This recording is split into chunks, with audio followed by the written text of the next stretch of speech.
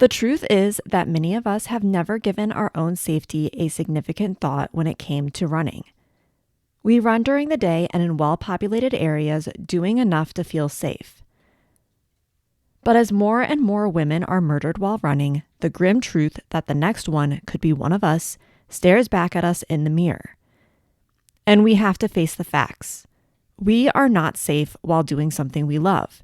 The thing that brings us joy, confidence, and a sense of worth could be the very thing that gets us murdered or missing.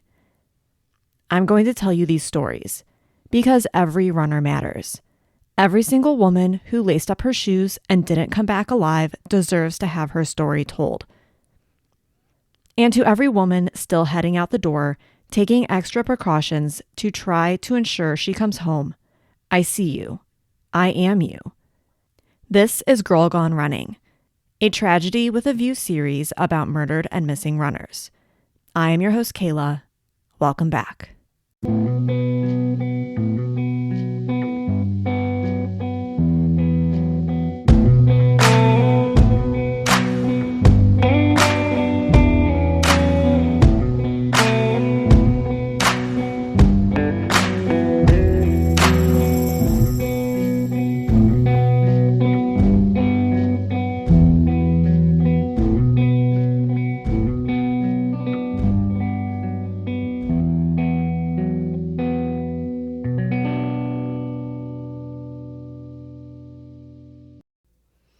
Hello. Thank you for joining me. Let's go ahead and just dive right in. Art and freedom of expression are uplifting because they allow individuals to convey their innermost thoughts, emotions, and experiences in a way that words often cannot. They are essential components of the human experience, enriching our lives and helping us navigate the complexities of the world. Maria Jane Weidhofer was 32 years old and was described by those around her as a free spirit. She loved to create and found joy in her job that allowed her creative freedom in the form of baking. She also did everything she could to stay healthy, and she did this by running nearly every day. Maria's family often mentioned how much joy that she brought to their lives. Being the second of three children of Carl and Jane Weidhofer, she was proud to be part of this close-knit family. Her father, Carl, was also an artist, but unlike him, she did not limit herself or her creative passion. Her friends and family often found her experimenting with different forms of art, and on November 15th, 1990, Maria was playing around with fabrics when some of her friends stopped by in the afternoon. They couldn't stay long because Maria wanted to get a run in before she had to go work at the bakery where she was employed, which was called Organic Cafe and Microbiotic Center, located in Oakland. This evening, Maria went on a run on the Nimitz Way Trail, which is inside of Tilden Regional Park. This park is located in California, east of San Francisco, and contains just over 2,000 acres of wilderness, trails, and farms, and you can take a small trail ride to learn of the history of the area. And there are other entertainment areas such as a golf course and a playground and a merry-go-round. The Nimitz Way Trail in particular is a paved path that is popular for runners, bikers, and hikers. The path will take you 3.1 miles or 5 kilometers through the park and is an out and back styled trail. There is roughly 200 feet in elevation gain along the trail, meaning that it is not very strenuous, so it is a great option for those who have children or are pushing strollers. Along the start of this trail is Inspiration Point, where there are some parking spots, benches, and picnic tables for people to gather. It was here at the benches that a killer sat and waited. As Maria jogged past, they got up and followed her. Witnesses would later describe a person behaving strangely at Inspiration Point, and they described him as Italian or European in appearance, between the ages of 25 and 30 years old, slender with broad shoulders, short, dark hair, and a mustache. He appeared to have been very well put together to be here at this park. Later that night, when Maria was a no-call, no-show at work, her boss called her landline, and when her roommates answered, they learned that Maria had not shown up to work and they got worried. Maria was an extremely dedicated person, and she did not do things lightly. As much as she was a free spirit, she still held a high standard for behaving responsibly and doing the right thing. With this known, her roommates called the police and reported Maria missing. Keep in mind, her roommates either didn't know that she had gone for a run before work, or they didn't know where she went for a run at all. As police began their search for Maria, and their search then continued through the night, they finally found her 1982 blue Toyota pickup truck parked at Inspiration Point.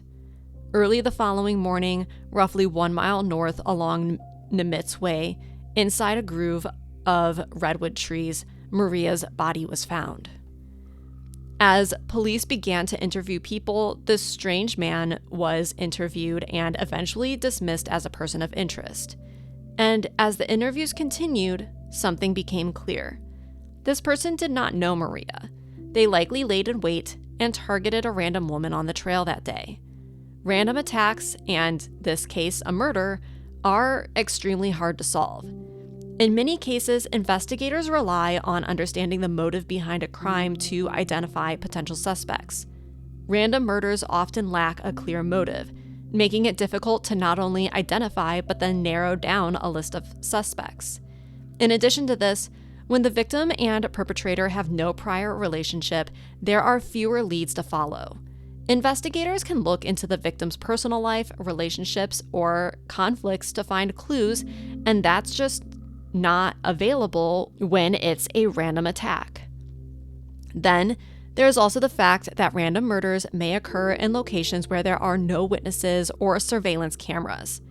This can result in a lack of physical evidence, such as DNA, fingerprints, or footage, making it harder to identify the perpetrator.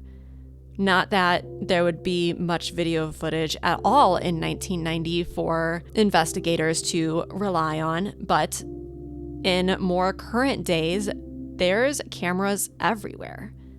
The unpredictable nature of a random murder means that they can happen anywhere at any time. This randomness makes it challenging for law enforcement to anticipate and prevent these crimes. In the absence of clear motive or connection, investigators may receive numerous tips and leads that turn out to be false or unrelated to the case at all.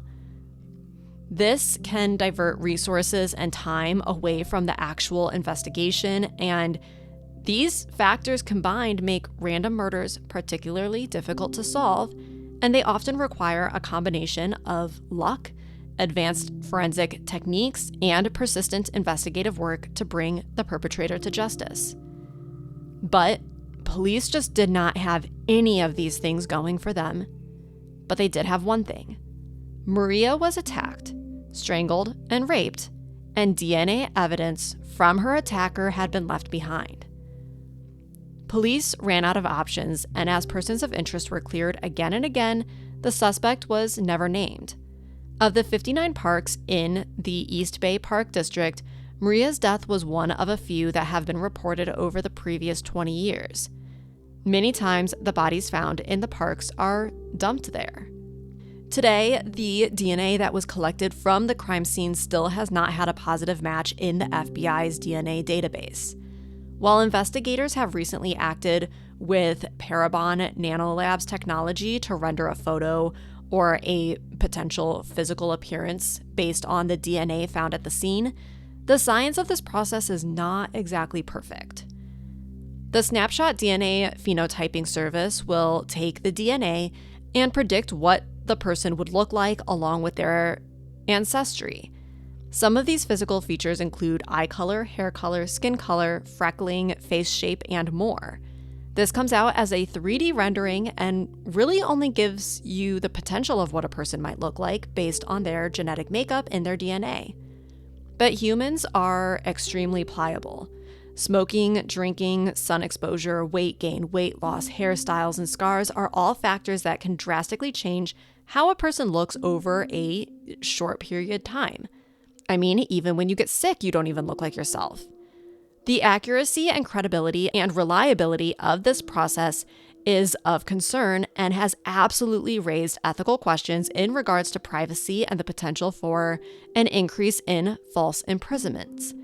Because the fact is that if they pull this DNA and they grab what they believe is most likely how this person is going to look based off their DNA, there is a probability that they will get what that person looks like wrong.